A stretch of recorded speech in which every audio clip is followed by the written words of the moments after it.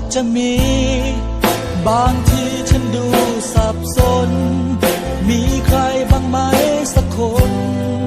ยอมทนรับฟังเรื่องราวบ้านที่มีบางทีก็เหมือนไม่มีมันคือนรกดีๆบางทีฉันก็ปวดร้าวเฝ้าอิจฉาดูใครเขาพร้อมครอบครัวทำไมฉันมีแต่ตัวหวาดกลัวไม่รู้เรื่องราวรู้บ้างไหมในหัวใจมันร้องหาใครสักคนคอยปรึกษาคอยเข้าใจไม่ขอมากไปกว่านี้18 ฝน18 หนาวมันร้าวในใจสิ้นดีอย่าลืมฉันอย่าเดินหนีวันนี้หัวใจสับสน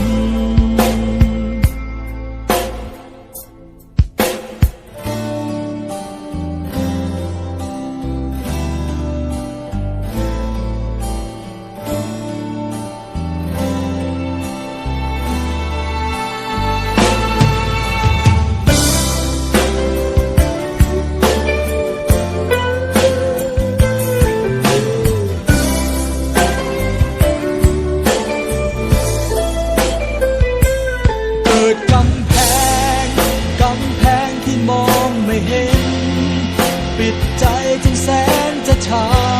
เย็นเหมือนไม่มีจิตใจเกิดปัญหาปัญญาก็มีแค่นี้ผ่านฝนแดด18 ปีเป็นทางแยกอันตรายอาจจะเหมือนอนาคตฉันไม่มีใครเขามองไม่ดี